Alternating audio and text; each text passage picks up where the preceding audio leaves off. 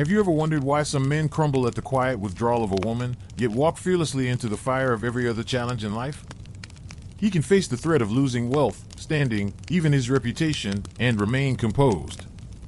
But when he feels the tether of your presence beginning to loosen, something far deeper stirs, a primitive terror, an ache that gnaws at the core of his masculine psyche. This is not merely sentiment, it is archetypal. It is the unconscious recognition that he stands at the brink of losing the mirror in which his soul sees itself most vividly. Carl Jung understood this. The anima, the feminine image within the male unconscious, is not a passing figure. She is the moonlight that illuminates his darkest corridors, the living embodiment of his longing for wholeness. And when she begins to fade from his life, he feels the fracture of his own spirit. A man does not simply fear losing you, he fears losing that reflection of himself that only exists when you are near. It is not your body alone he mourns in advance, but the loss of the world he inhabited in your gaze. This fear is not rational, and that is precisely why it is so potent. Rational fears can be measured, calculated, confronted with plans. But this is the fear of the unconscious, the shadow realm where logic holds no dominion. You have to understand, in his mind, your absence is not a mere change in circumstance. It is an annihilation of a certain part of himself. When a man fears losing you more than death, it is because death is, to him, an abstraction. But losing you is immediate, embodied, and mercilessly real. Most women mistake this for love alone, yet love is only one thread in the weave. What truly binds this fear is the intertwining of desire and ego. You have become the locus where his validation rests, the silent proof that he is chosen, significant, and worthy. When that anchor is pulled from the seabed of his soul, he drifts into waters he does not know how to navigate. He will bargain with himself, with you, with the universe to pull you back, not because he has mastered love, but because he is drowning without the reflection of himself you have been holding. Here lies the paradox. The more complete you are in yourself, the deeper the impact on his psyche when you step away. A woman grounded in her own worth is a rare mirror, one that does not warp to flatter the beholder, one that reflects truth. Men do not easily replace such mirrors. They can replace attention, bodies, even laughter, but not the silent gravity of a woman who knows who she is. When such a woman begins to close the door, it triggers an ancient masculine panic, an echo from millennia when survival and meaning were bound to the tribe, the bond, the shared fire. It is in this moment that his shadow emerges, jealousy, rage, pleading, sudden bursts of passion that had been dormant. He may oscillate between declaring he will let you go and demanding you stay, because his conscious mind is scrambling to reconcile what his unconscious already knows. Your absence will alter the shape of his existence. This is why his fear may take on an obsessive quality. He is not simply afraid of loneliness, he is afraid of the void you leave behind. But here's where the truth sharpens. You are not responsible for filling that void. You were never meant to be the custodian of his unhealed wounds or the keeper of his unacknowledged needs. Jung would warn against becoming an over-identified anima projection, the woman who loses herself in being the center of his inner life. For when you take that role too completely, your own individuation is stunted, your own shadow left unexplored. And without realizing it, you begin to fear leaving him almost as much as he fears losing you, because his fear becomes a mirror for your own hidden insecurities. So the challenge is not to manage his terror, but to remain rooted in your own center while witnessing it. There is a kind of feminine power in staying grounded while a man wrestles with the possibility of your absence. It is not cruelty, it is clarity. You are allowing him to face the truth that no external figure can carry the full weight of his meaning. In this way, your detachment is not a punishment, but an unspoken invitation for him to meet himself, perhaps for the first time. You see, death is an inevitable end, but the loss of a woman he truly reveres is an interruption, a rupture that leaves him standing in the ruins of what he thought was unshakable. If you understand this, you will also understand why so many men try desperately to reclaim such a woman, even long after the bond has been severed. It is not merely nostalgia. It is the unconscious longing to re-enter the sanctuary they once called home. When a man stands before the threshold of losing a woman who has been the quiet axis of his inner world, something shifts in the atmosphere around him. His breath becomes heavier, his thoughts quicken, yet his words often falter. He may speak, but beneath every syllable lies a tension, the tension of a soul that senses it is about to be cast out of the temple it once worshipped in. Jung understood this as the crisis of anima withdrawal. When the feminine figure a man has projected his soul upon begins to step back, it is as if a fire is being removed from his chest. The warmth fades, leaving only the echo of its former light. But this is more than romantic anguish.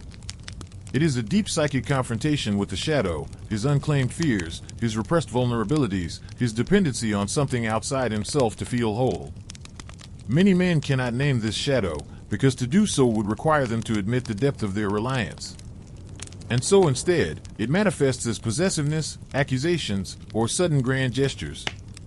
You may see him attempt to rebuild the connection with intensity, as though sheer force can bridge the emotional chasm opening between you. Yet this desperation is not rooted in love's generosity, but in the ego's panic at being unmasked.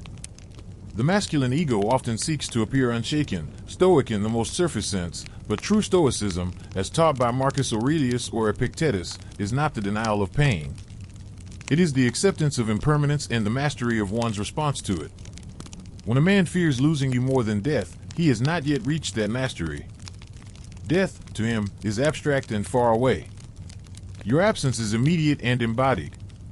He can feel the slow erosion of certainty, like sand slipping from his clenched hand no matter how tightly he grips. In this state, a man may try to negotiate with the past. He recalls shared moments, laughter under soft light, the intimacy that once seemed effortless.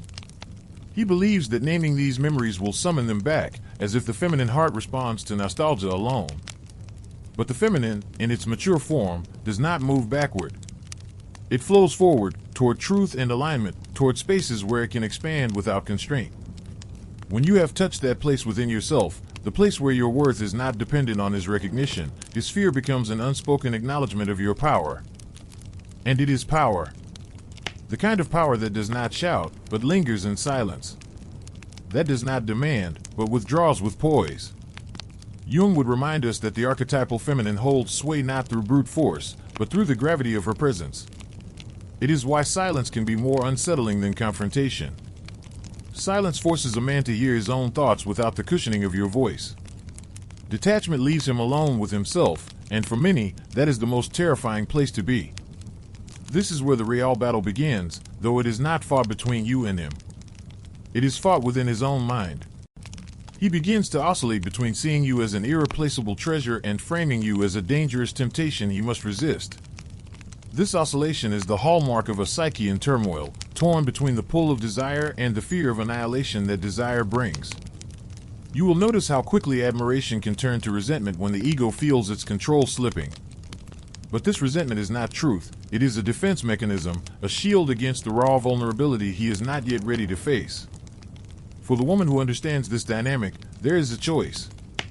She can step back into the role of soothing the storm, or she can remain steady in her own center, knowing that storms pass only when they are allowed to rage and exhaust themselves.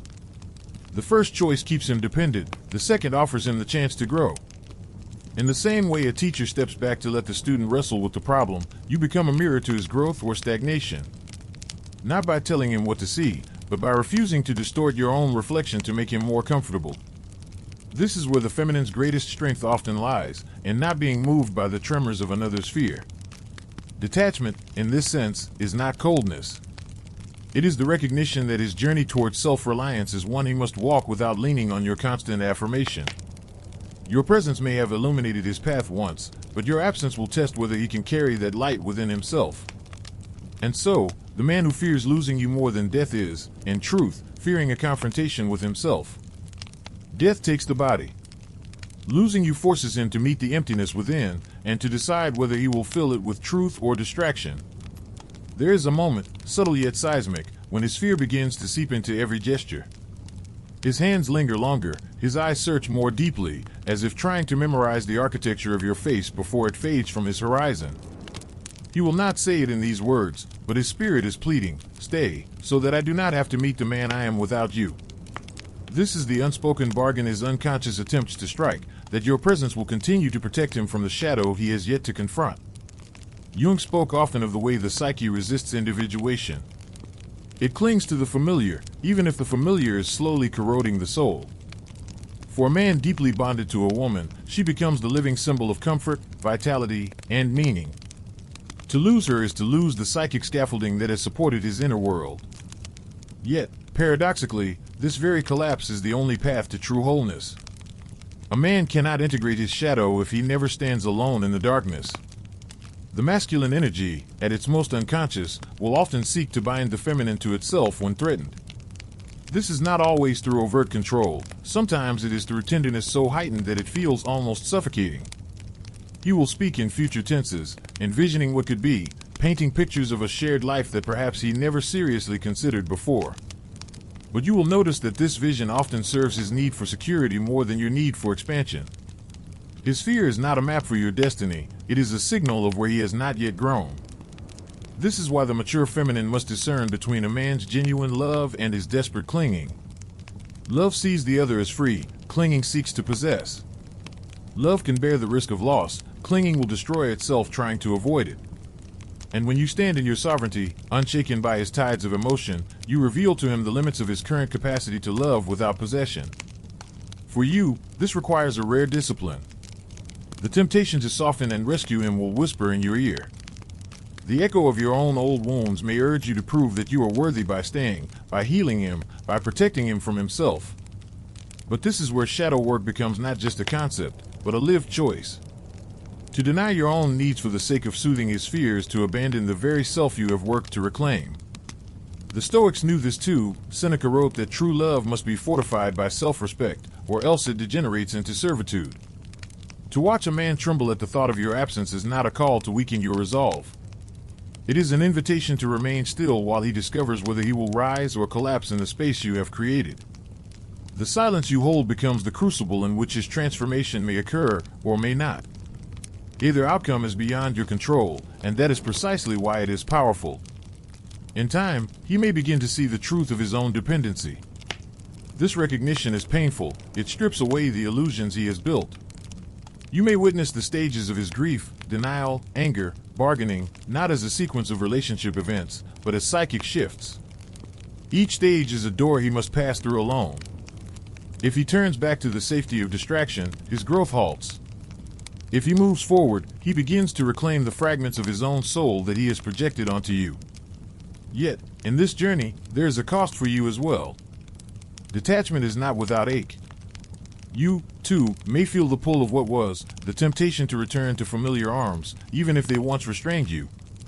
Your own shadow may whisper that perhaps his fear is proof of your value. This is a dangerous illusion. Your worth is not magnified by the magnitude of his panic. It is inherent, unchanging, present whether he sees it or not. And so, the woman who remains aligned in this moment does something rare. She becomes both mirror and boundary. Mirror, because her presence reflects the truth of his condition. Boundary, because her space refuses to let him depend entirely on her for his salvation. This is not cruelty, though it may feel like it to him. It is the only way for him to face the death of his illusions without dragging you into the grave alongside them. It is here, in this crucible of loss and self-discovery, that the fear he once thought unbearable may transform into reverence. Reverence for the woman who did not diminish herself to protect him. Reverence for the clarity she held when his world blurred. And perhaps, reverence for the lesson that love is never ownership, but freedom disguised in the courage to let go. There comes a point when the fear in him reaches a saturation, no longer a sharp spike of panic, but a heavy, constant presence in his chest. It seeps into the pauses between words, into the way he looks at you when he thinks you're not watching. He begins to realize that he cannot charm, reason, or plead his way back into the place in your heart he once occupied. This recognition is both a devastation and a strange liberation, for it strips him bare before his own soul. Jung would call this a confrontation with the self, the moment when the illusions fall away and the raw truth is laid open. But this moment is rarely graceful. Before the phoenix rises, the ashes come. A man whose identity has been interwoven with a woman's presence may resist the unraveling with every fiber of his being. He may try to provoke you into reacting, believing that even anger is better than your calm withdrawal. He may oscillate between flattery and bitterness, between confessions of love and accusations of betrayal. This is not clarity, it is the turbulence of a psyche being forced into uncharted territory. For the woman standing in her sovereignty, this turbulence is a test. It demands that you discern between compassion and enmeshment. Compassion allows you to see his fear for what it is without taking responsibility for it. Enmeshment pulls you into his storm, making you believe you must absorb the lightning to keep him safe. The mature feminine knows that stepping into his chaos would be the ultimate betrayal, not of him, but of herself. It is in this space that silence becomes more than absence, it becomes a teacher. Silence forces him to sit with the echoes of his own voice, to hear the questions he has long avoided. Who am I without her eyes on me? Who am I when the mirror turns away? These questions are the gateway to individuation. And yet, many men turn back at this threshold, seeking easier distractions, other mirrors that reflect them more favorably. But if he chooses to stand there, trembling, unsteady, but present, something extraordinary can happen. He begins to gather the fragments of himself he once placed in your keeping. At first, it may feel awkward, incomplete. He may realize how much of his life was built around avoiding the void within. And this void, once terrifying, slowly begins to take shape as fertile ground. For in the absence of your constant reflection, he is forced to become his own witness. This process is not a performance for you to watch. Your role is not to monitor, judge, or coach him through it. Your role is to remain rooted in your own unfolding, to continue your own shadow work, your own individuation. When the feminine overinvests in the masculine's growth at the expense of her own, she loses the very power that first drew him. He did not fall in awe of a woman who lived for him, he fell in awe of a woman who lived in the fullness of herself. The Stoics would remind us here, control is an illusion. You can influence with presence, but you cannot dictate the outcome of another's soul journey. Epictetus spoke of the dichotomy of control, what is within your will and what is not. His fear, his response, his transformation or stagnation, these belong to him. Your boundaries, your clarity, your refusal to abandon yourself, these belong to you. In time, if he is willing, the terror of losing you can transmute into something cleaner, something almost sacred. He may come to see that your absence was not an act of cruelty but an act of truth. That you stepped away not to punish, but to preserve both of you from the slow corrosion of dependency. This realization, if it comes, does not erase his grief, but it reshapes it into respect. Respect for the woman who refused to become an extension of him, and respect for himself, if he has found the courage to stand alone. But not all men arrive there. Some remain bound to the cycle, seeking a new figure to project their anima upon, avoiding the inner confrontation once more. This, too, is their path, though it may be littered with repetitions and regrets. For the woman, the path forward is clearer, the commitment to live in alignment with her own depth, whether he walks beside her or not. And so, the fear he once felt, sharper than the idea of death, becomes either the crucible of his awakening or the chain that keeps him tethered to illusion. Your role is never to decide for him which it will be. It is only to decide whether you will remain a woman who belongs first to herself. When a man finally accepts that the fear of losing you will not be soothed by your return, something within him either shatters or solidifies.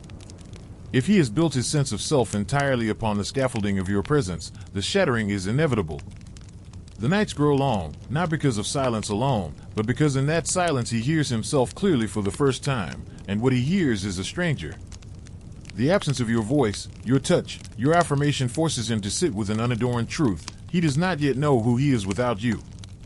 For the masculine psyche, this realization is both a death and a birth. Death, because the image he had of himself, as strong, autonomous, complete, cannot survive the reality of this dependency. Birth, because if he is willing, he can begin to construct a self not from projections and borrowed reflections, but from an authentic inner foundation. Jung would call this the process of integrating the anima within, of no longer chasing her solely in the outer world but recognizing her as an inner presence to be cultivated.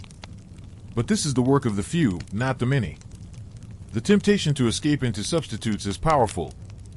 Some men will reach for another woman immediately, not out of love, but out of terror. They will try to replace you quickly, to prove to themselves that they are not broken. Others will bury themselves in work, distractions, or self-destructive indulgences. Each path has the same aim, to outrun the shadow. Yet the shadow is patient. It follows. The woman who has stepped away must remember this. His choices after your absence are not a reflection of your worth. Whether he grows or collapses, seeks healing, or repeats his patterns, is not your responsibility to fix. Your power lies in holding your boundary without apology. The feminine energy that is whole unto itself does not return out of pity. It knows that rescuing a man from his own necessary suffering robs him of his initiation into wholeness. The ancient Stoics would see this moment as the ultimate test of character. Marcus Aurelius wrote that what stands in the way becomes the way. If he can transform the obstacle of your absence into the path toward self-mastery, then his fear of losing you will have served as the catalyst for his greatest becoming. But if he continues to see the loss only as a wound inflicted upon him, he will remain a prisoner of the very fear that once ruled him. From your vantage point, you will see how the fear of losing you was never just about you. It was about what you represented, a sanctuary, a reflection, a validation. When you remove yourself, you remove not only the comfort but the illusion. And illusions are stubborn. They do not go quietly. His mind may try to rewrite the story, painting you as cold, selfish, or disloyal, because it is easier to vilify you than to confront his own dependency. Do not take these projections personally, they are his defense against the truth. The mature feminine understands the danger of stepping back into a man's life before he has faced himself. To return too soon is to reinforce the pattern. It tells him that his survival does not require change, that comfort will always be restored if he presses hard enough. True transformation requires the discomfort to remain long enough for the old self to dissolve. And yet, there is a strange beauty in this process, even in its pain. For the man who rises from it, the woman he once feared losing becomes not an idol to be possessed, but a sovereign being to be honored. His love, if it returns, is tempered by humility. He no longer sees her as the keeper of his wholeness, but as a companion whose freedom is as sacred as his own. But whether he reaches that place or not, your path remains unchanged. The fear he carried is his to transform, the wholeness you guard is yours to keep. If there is any legacy to leave in his heart, let it be this, that your love was strong, but your self-respect was stronger. That your absence was not abandonment, but a mirror, and whether he looked into it or looked away was always his choice. And so, the journey reaches its quiet conclusion. The man who once feared losing you more than death has walked through fire, whether he wished to or not. In your absence, he has been confronted with the reality that no woman, no matter how luminous, can be the eternal custodian of a man's identity. This is the lesson most resist, yet it is the only one that frees them. For some, this confrontation has been transformative. They have sat in the stillness long enough to see the outlines of their own shadow and have begun the painstaking work of reclaiming their power from the projections they once cast upon you. For others, the fear has simply sought a new object, another place to hide from itself. Jung warned of this, that the unintegrated anima will simply leap to another figure, repeating the cycle until the man has the courage to turn inward. From your vantage point, you see both outcomes clearly, and yet neither changes the truth. You did not walk away to force his awakening. You walked away to preserve your own. This is the essence of the mature feminine, to love without dissolving, to care without abandoning the self, to offer light without being consumed by the darkness of another's unhealed wounds. There is a strange dignity in letting a man fear losing you, and not using that fear as a weapon. For when fear is manipulated, it curdles into resentment. But when fear is allowed to breathe, when it is met with calm detachment, it can transform into reverence. He may never tell you, but in the quiet recesses of his mind, he knows you could have stayed to soothe him, and you chose not to. And that choice forced him to face a truth no comfort could provide. The Stoics would call this the art of living according to nature, understanding that nothing truly belongs to us except our own reasoned choice. You cannot hold on to another's love through force, you cannot secure loyalty through fear. What you can do is remain aligned with your own truth, regardless of whether it pleases or wounds those who encounter it. Your absence becomes a teacher. Not because you wish to teach, but because nature has arranged it so. He learns, or he does not. He grows, or he repeats. But you are no longer bound to the outcome. Your worth is not tethered to whether he rises in your absence or falls. You have already chosen the higher path, the refusal to abandon yourself. And in that refusal, you are reborn. The echoes of his fear no longer bind you, because you see them for what they were, not a testament to your irreplaceability, but a mirror of his own unhealed places. You do not need to be the balm for every wound you did not inflict. You do not need to be the answer to every question his soul has yet to ask. You are not here to be the container for his becoming, you are here for your own. When you reach this understanding, something subtle yet profound shifts. The memory of his fear loses its weight. It no longer flatters you. It no longer tempts you to return. You can hold it in your palm as one might hold a dried flower, once beautiful, still intricate, but no longer alive. You see that what made you magnetic was never his dependency, but your independence. Never his grasp, but your openness paired with your boundaries. And so you walk forward, not away from him, but toward yourself. The door you close behind you does not slam. It rests lightly in its frame, because you hold no hatred. You simply understand that your life is not a proving ground for another's growth. You leave with the same dignity with which you came, carrying nothing but your own unshakable sense of worth. The man who once feared losing you more than death may one day see you again, in passing, in memory, in dream. And whether he smiles, aches, or feels nothing at all will be the truth of his journey, not yours. You will know only this: you did not diminish yourself to remain. You did not make yourself smaller to fit into the space he offered. You chose to belong first to yourself. She is not the hunter of hearts, she is the one hearts find. E.N.D.